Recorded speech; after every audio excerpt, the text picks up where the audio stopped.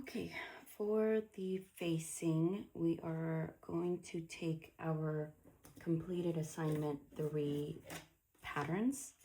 We're going to just take 2 sections of it. So we're going to need the front neckline and the back neckline. So we're only tracing these 2 pieces. You can go ahead and put the other pieces away. Now starting with the center frontmost piece, I'm going to use permanent marker to trace so you guys can see, but please use pencil. And I'm just going to trace from the shoulder line to the neckline and the center front line, including the seam allowance. I'm going to go ahead and mark the locations of all of my other areas anyways.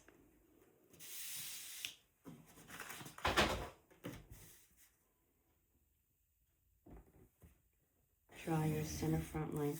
Now it's important to note that the center front, we have a seam allowance. So I'm going to draw my actual center front line. Oops. Just so I know where it's at, and I'm going to mark it center front.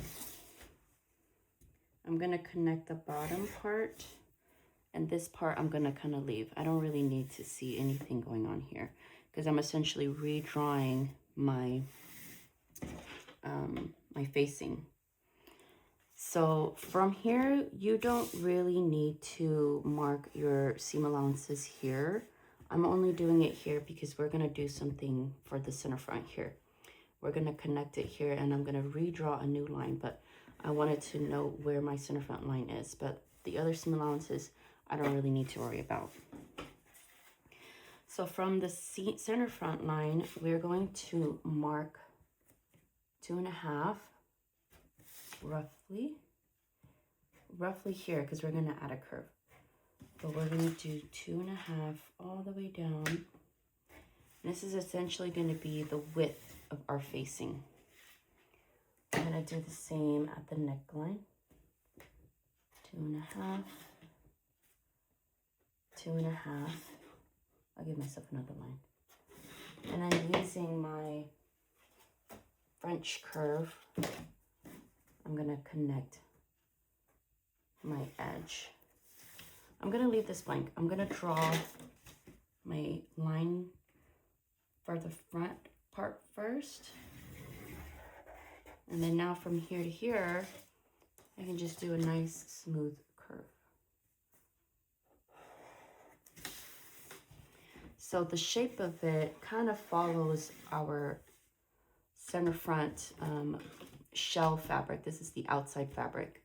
So with the facing, you have these connecting points that are going to be joined to the neckline, to the center front. This edge is a new edge that we just marked. And this one, we do not need to add any seam allowance. This is just going to be a clean edge that we can either finish by doing an overlock, or you can do a binding, or you can, if you wanted to do a turn back, you can add seam allowance and then turn it back. But for our case, we're just going to leave it blank. We're not going to do any seam allowance here. Now, we already have our 1/2 inch seam allowance here. We don't need to notate that. We already have our 1/4 seam allowance along the neckline. Now here, what's going to happen is the center front is going to be connected. And if you can imagine, two pieces of the front meeting at the center front, right along the middle here is going to just butt up against each other. For any closure that we are going to do where we add buttons and buttonholes, we're going to give ourselves a little bit of an overlap. So this inch here, luckily we gave ourselves that 1 inch from our previous assignment. We're going to draw a new line right in the middle at the 1/2 inch mark. Oh, oops, line. Supposed to be in marker. this is going to be the seam allowance. This portion here, in between here, is going to be the seam allowance. This is going to be the true center front, but our fold edge is this line here. Now, if we cut two front pieces with that same extension here, it's going to give us a 1 inch overlap, because the overlap is going to try to meet itself at the center front here. So if you can imagine, on the other side, it's going to overlap like that. So we're going to mark the 1/2 inch point right here. This is going to be our new fold line. And everything else is good. We don't need to add any seam allowance here.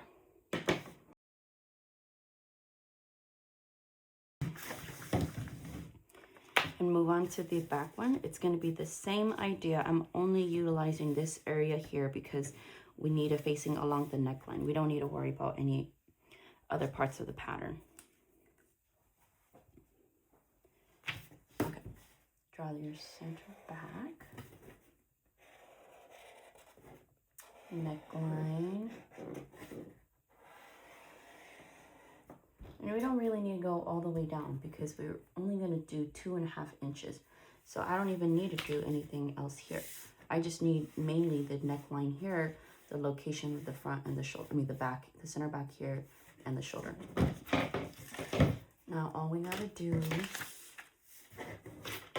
is do our 2.5.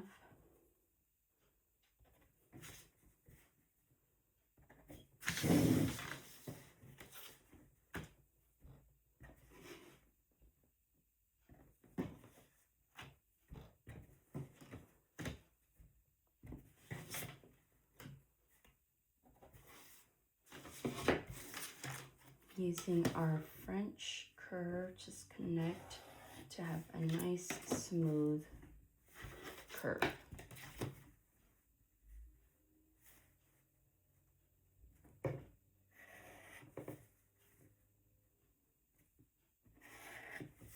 Now with this, it looks very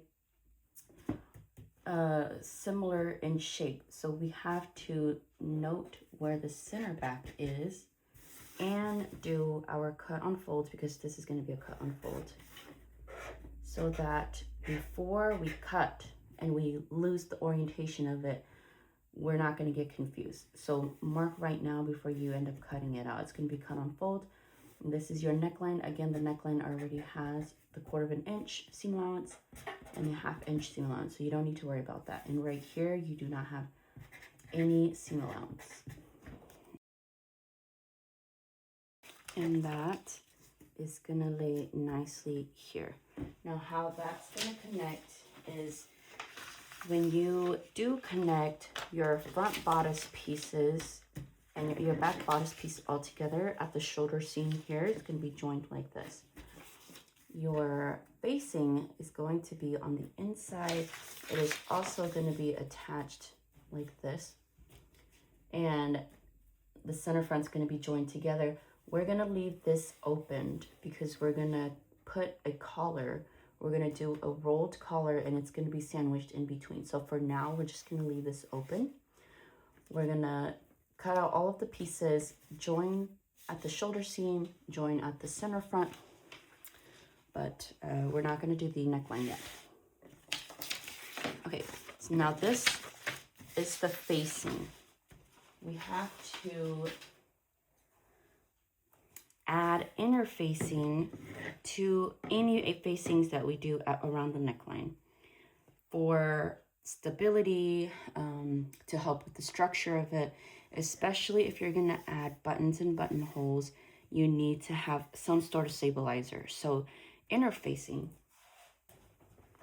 and it has one side that's nice and smooth and one side with a little textured feeling. So this is the adhesive that will essentially be ironed onto the fabric. So we need to trace out a piece, a pattern piece for our inner facing. And to do that, we're going to take Let's do the front. We're gonna take our facing piece.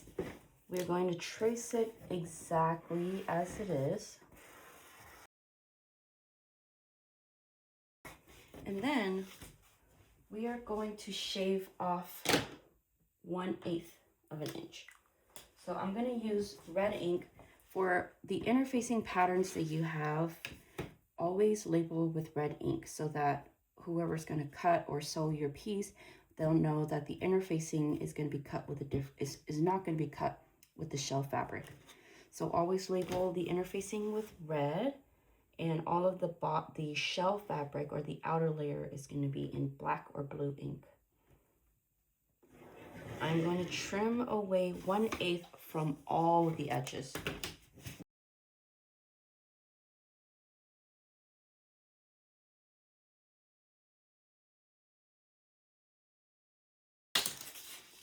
Overlay it to see that it lays within your fabric, and it looks like it does. Okay.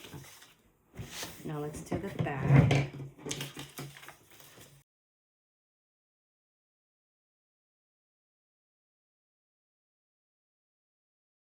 You do not need to increase this part or reduce it 1/8 because it's going to be cut on fold, and if you trim away the 1/8, it's going to actually shorten even more.